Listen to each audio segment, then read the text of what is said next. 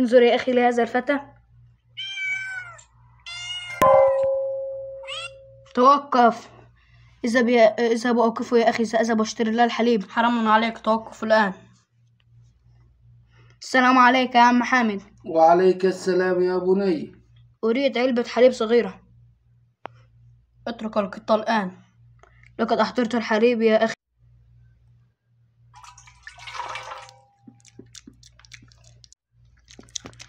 لا تفعل هذا مجددا.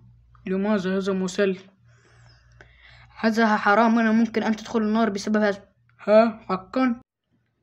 عن ابن عمر رضي الله عنهما قال رسول الله صلى الله عليه وسلم: دخلت امرأة النار في هر أبسطها فلم تطعمها ولم تدعها تأكل من خشاش الأرض. رواه البخاري.